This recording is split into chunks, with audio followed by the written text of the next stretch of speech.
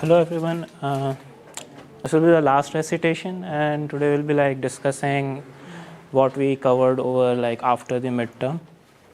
So basically, we covered about graphical models, baseball algorithm, Markov blankets, how to do exact inference on it, how to do approximate using expectation maximization or Gibbs sampling.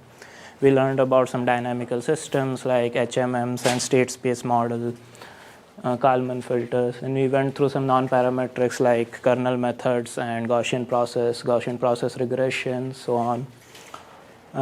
Lastly, we looked into an overview of deep nets. So just to revise, graphical models, you just represent all the variables we have, the latent and the unobserved ones. The arcs denote the dependent structure in it. So we showed that any joint probability distribution can be factored into conditional probability distributions, and this can be used to give graphs.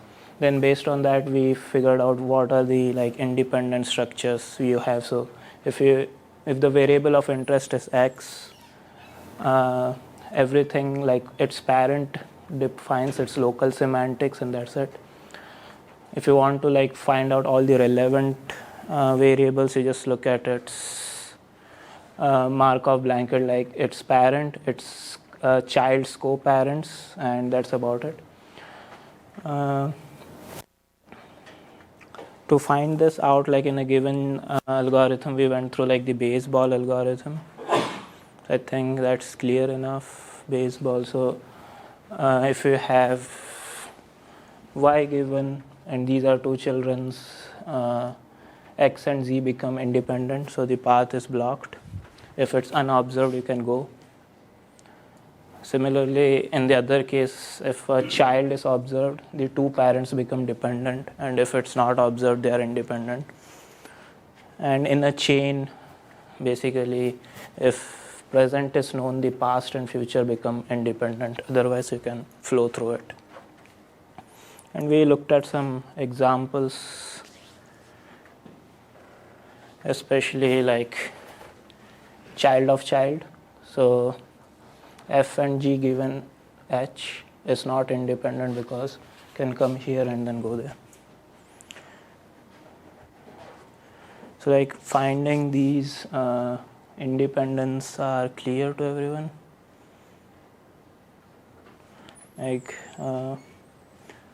This may be an important part for the finals, finding out which given a graphical models, which are its Markov blanket, which are independent, and so on.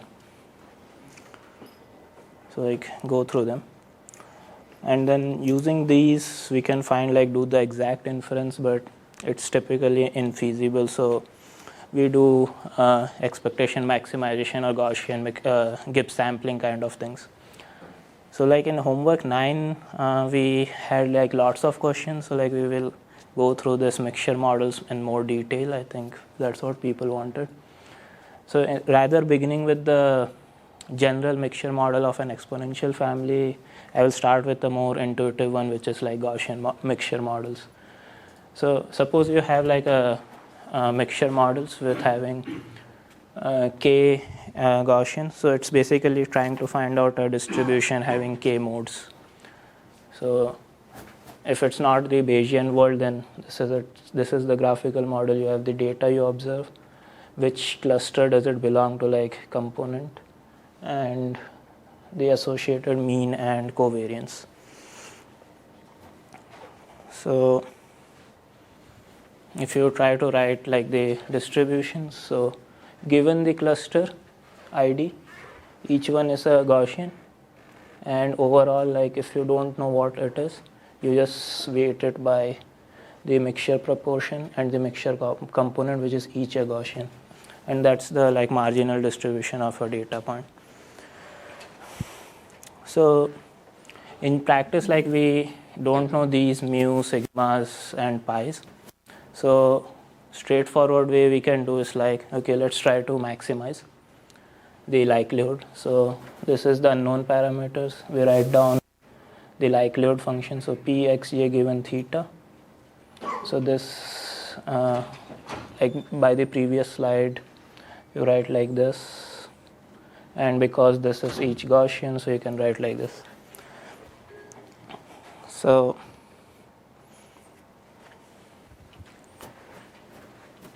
to solve this is from the previous slide. So solve this argument. What you can do is, this is not in a simple solvable form, but you can always try using gradient descent or other numerical methods.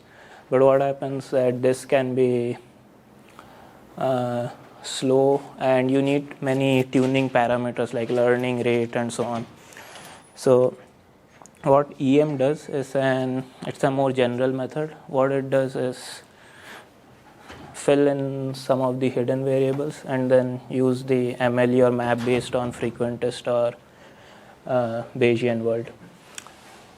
And you avoid things like you don't need to choose step size and other complications which you have with normal optimization algorithms, and typically it converges very fast, doesn't take lots of time. So going back to our case, like we have some data points x, suppose there were k classes. Suppose for now we know the mixture proportion, so these pi ones are say given, you don't have to infer them. So the only thing unknown are these means. So what you can do is start with writing out px1 given all the means, because this is the likelihood. The data are independently drawn IIDs, so sum it up, it's a product. It's a product. Then sum it, introduce these latent variables of cluster indices, marginalize over them. Conditional probability, take out yi. Since you know these are pi I, so pi I. So we want to maximize these to learn those mu1 to mu k. So instead of directly maximizing, what you do is in the E step, try to maximize this theta. So there were mu1 to mu k of them. So you start by writing out what's the posterior distribution of like the cluster assignment yj, like the data point j belonging to cluster I. So that's equal to this. Theta is just mean. So if you know it's belonging to I, you only need the component I. So you can write down the mixture of this. That's pi I. And normalizing, you get this. So this looks very similar to k-means. What in k-means you do is a hard assignment. Basically, you can think like only for component I you make it 1, and for everything else you make it 0.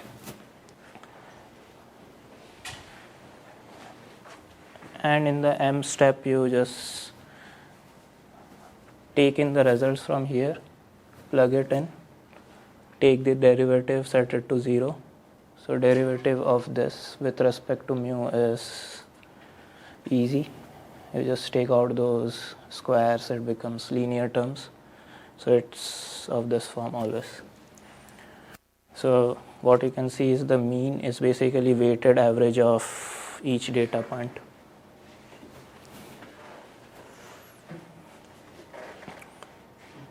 So in summary, you do the E step, which is like expectation. So you are solving a maximization problem, but it's equivalent to an expectation problem. So you get this expectation step. That's why you called it an E step. And in the M step, given that, you calculate it. And this is how in general it works. You start, initialize randomly, keep iterating. It will converge eventually. So in general, what EM does is like we have some data sets, we have some unknown variables. Like in case of clustering, this was just the cluster assignments. We have some parameters.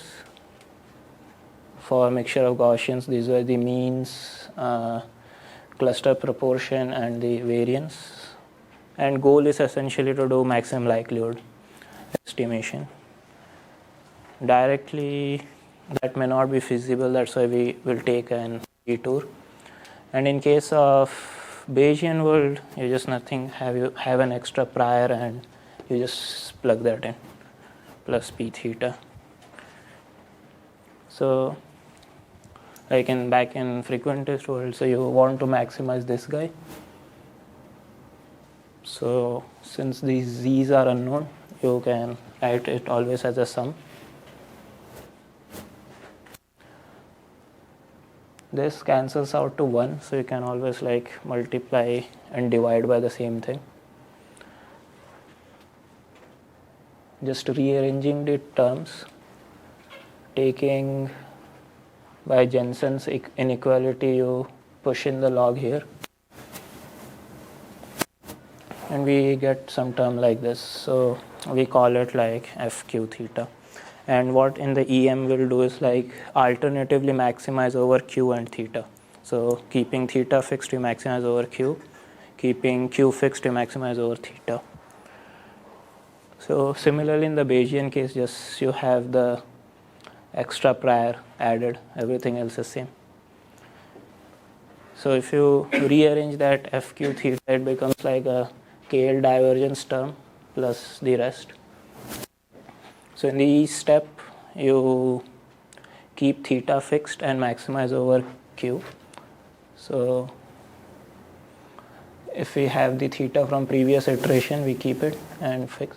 So in that expression, only the first term depends on q, and KL divergence is minimized when dpq is equal to 0, when p and q are equal. So basically our qt would be the posterior of cluster identity given other things, which is like the expected value, so E step. And in the M step, you use these q's. Oh shit. This is theta. Theta t, you keeping this fixed, you maximize over theta.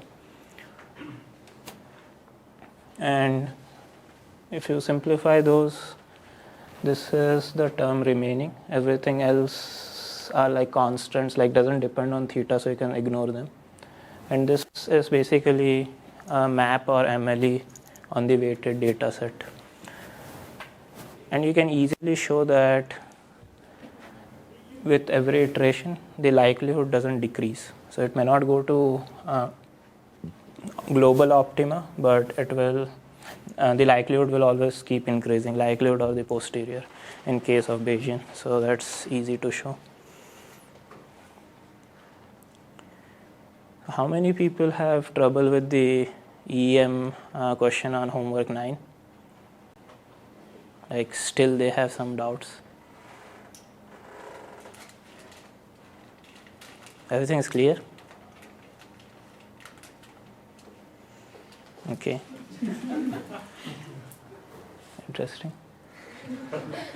So if we give you another model, you can find out the EM steps, right?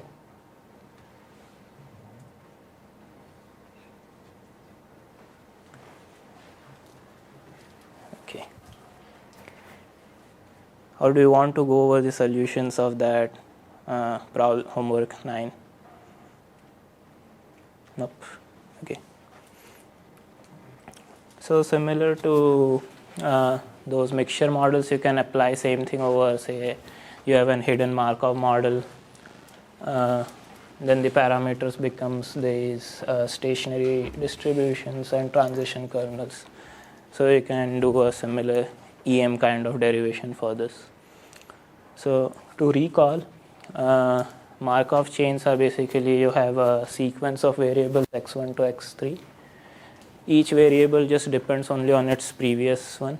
So x1 only depends on x0, x2 depends on this.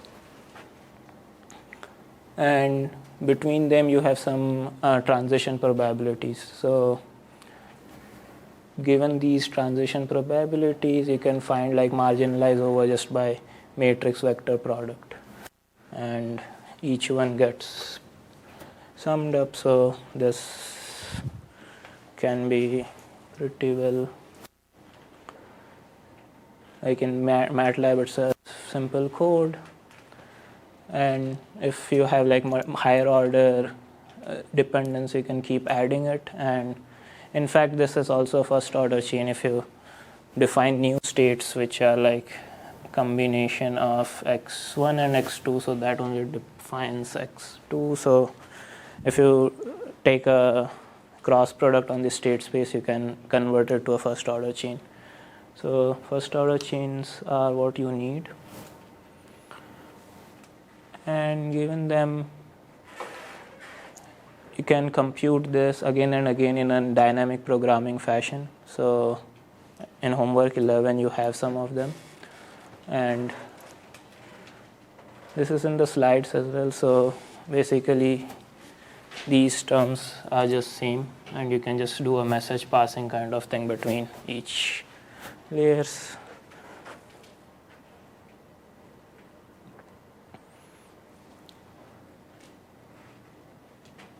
So to marginalize or to get like exact inference on them, you can just do a forward pass and a backward pass, you get them. So these are also pretty clear, right, to everyone? Can you go through an example of this? So go through an example of this, like just a small description of a model with 4 nodes maybe, and when you say right passing and left passing, what exactly do you mean for that?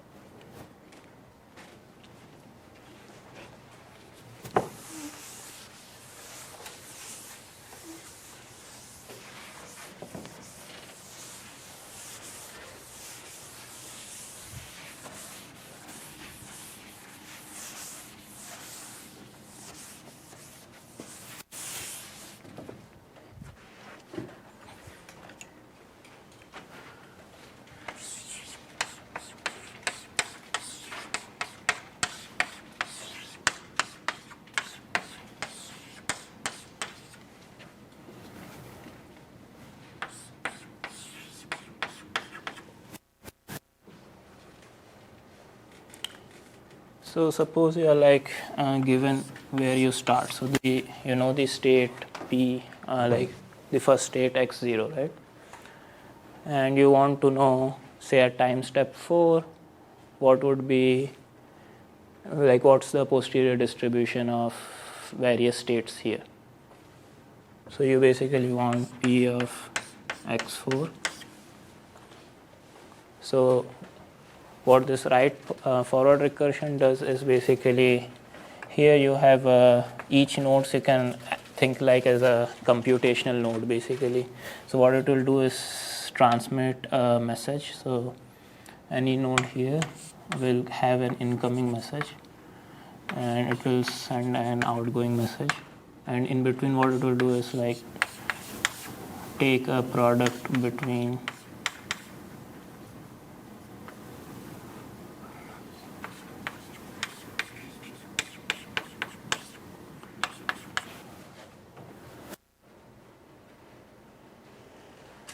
so this is like the left incoming message when you have something observed at that side, left incoming message, and it will do a summation over, basically it will marginalize itself out, and then you get the new message and you pass it along. So this way you can do if you want somewhere in end. But what can happen is, okay, you observe this also and you want somewhere in between. Say I want what's the posterior of this guy. So I've observed this and this. So you start sending message from here and you start sending message from here. So this guy will compute its right message, which is the same thing, and which is of the same form. And when you want some P of xi, you just take the product of the left and right messages coming in. So messages are effectively like a prior distribution of the previous variables? not a prior, but basically a vector over posterior probabilities over each guys. So since you observe this, so this may be like, so P of x4 is just delta of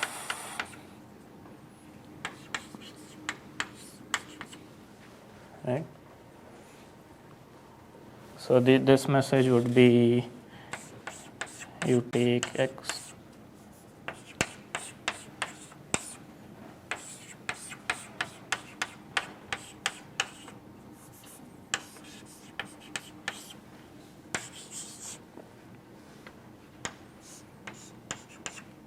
so this becomes basically a vector, and for each value of x3 you have some probability value. Yeah, if it was not a delta, then also you can just keep whatever it is P of x4 and sum it over. Yeah, similarly on this side also you just get a vector by vector, and at this node of interest you just do a element wise product. So what if you have like a branch coming in somewhere at x2, say there's another node coming into x2? So as long as it's a tree kind of thing, there's no loops, what each one can do same thing. So he will get a message from here and here, and he will pass along a message here, and you just keep adding them and sum over all variables other than like all the variables on this edges, like this and this, it will sum over them and pass along the message.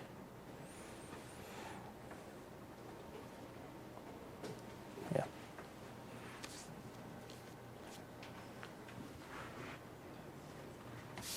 So an interesting case would be like, so say if you observe this guy also, for this how many messages do you need? So if you want to infer like P of x1, so do you need to like start from here? Just this guy and this guy is sufficient.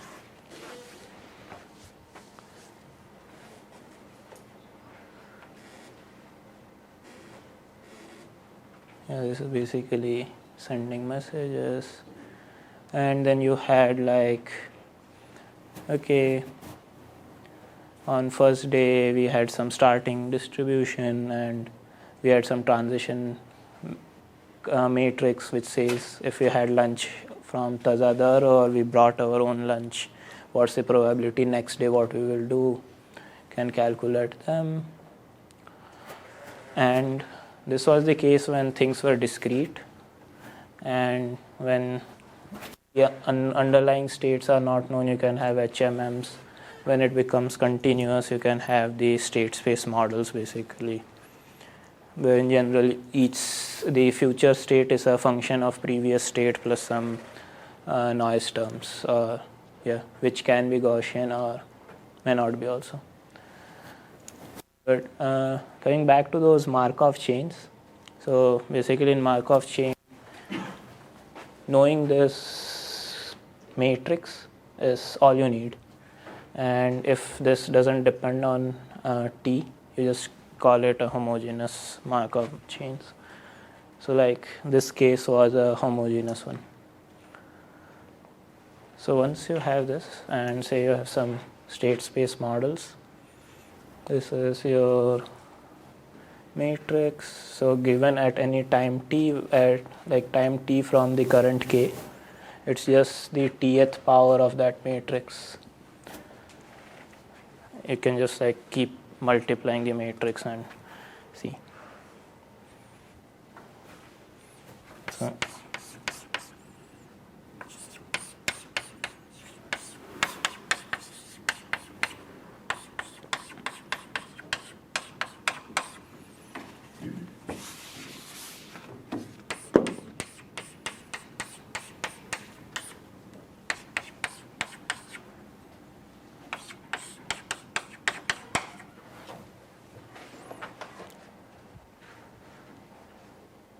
right? And an interesting property of these Markov chains are that, okay, if you have some transition probability, whatever, and you start with some initial probability, if you go way ahead in future, what will happen is the chain will forget what this is.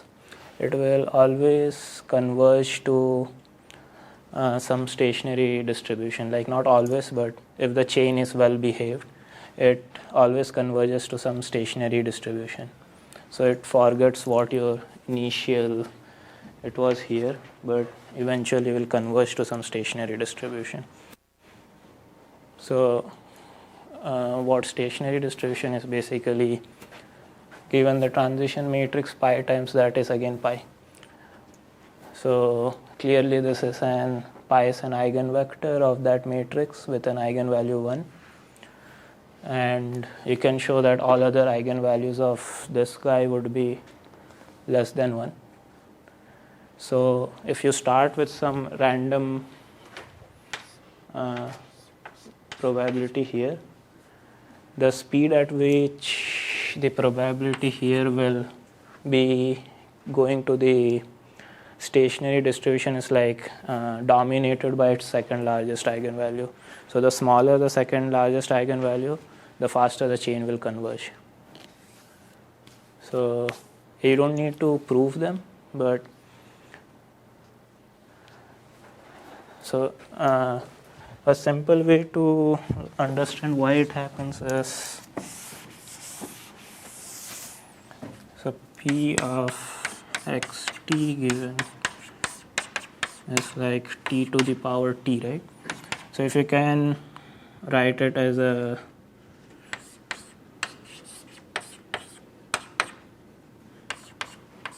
so it becomes t. So if you have any starting mu,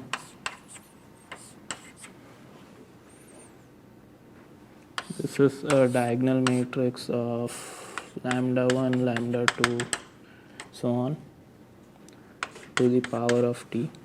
So this guy is 1, so this is always remains at 1. These guys are less than 1, so if it's 0.9 or 0.8, eventually they will all die down. So 0.8 to the t as t tends to infinity would go to 0 and all others.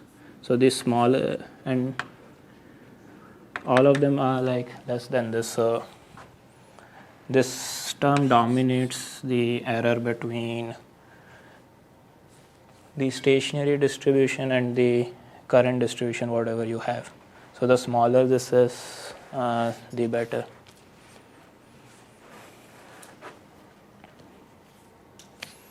And apart from that, you have got so we learned about some kernel methods. So just reminding you, kernels are feature maps. It can be possibly infinite dimensional, because like exponential radial basis function is like a infinite dimensional mapping. And the gram matrix is also always positive definite. And given that, we went through the Gaussian process thing.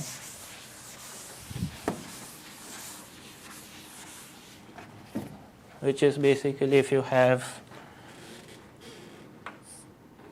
some space, it's called X, and it maps to some space T. So you're kind of trying to like find out a function from X to T. And the only assumption we are making is each point at each value of x, like if you have some t of x1, t of x2, so on, they are all jointly Gaussians. So if you observe some these values at some points, say you observe them at t, and you want to find the values at some other x, which are at some unknown x, you want the t primes. So you start by writing out the joint distribution and then take the posterior. And you use this very important property that if it's jointly Gaussian, then the posterior or conditional also it's Gaussian. And you can then find out what's the mean and covariances like this. And in case you want to add noise terms to it, basically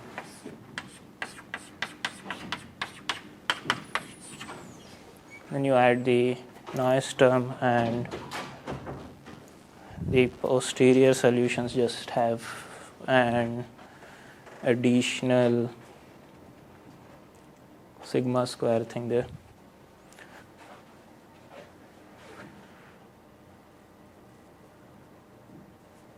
So is this Gaussian processes clear to everyone? Like if we give you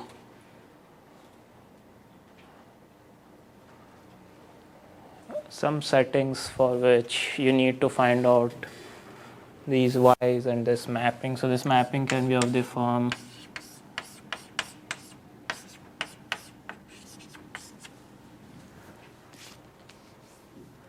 and you need to figure out what the guys are here.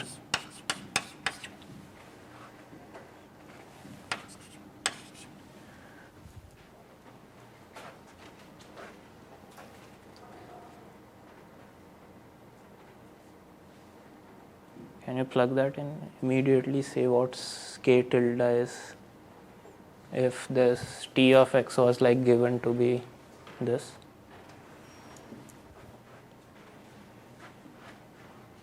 And epsilon noise is Gaussian, this has a Gaussian prior.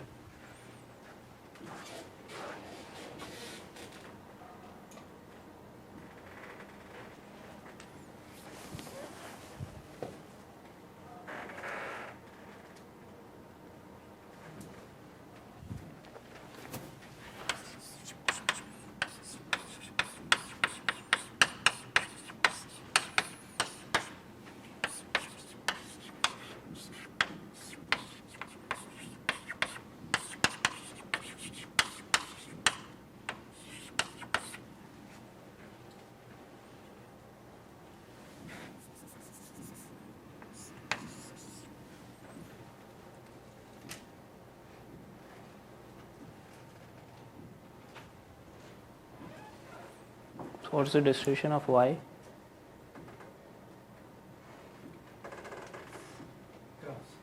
Gaussian, and you can evaluate its mean and covariance. Okay. So given some pairs of x and y, you can evaluate the posterior means and covariances. Okay.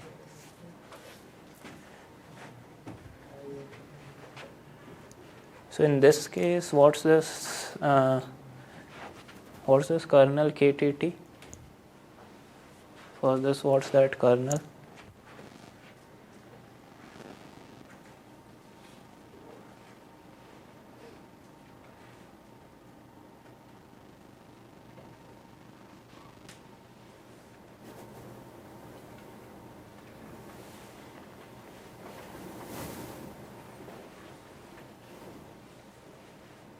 So, okay, if you solve, you'll figure it out that. So this guy becomes the kernel only.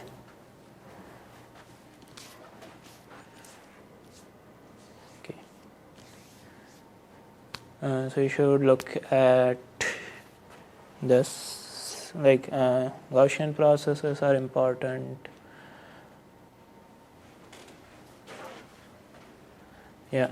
I think Jin covered last week this backprop in details in recitations. I won't be going back over it. So you can look at his videos from the last week. It's already up. So he covers those. These are basically the important things you should look before your final. And yeah, optimization is always there. So because if you want to solve inference, you want to do Gaussian process, or you want to do propagation, everywhere you need to use optimization. So you should like revise optimization basics. What are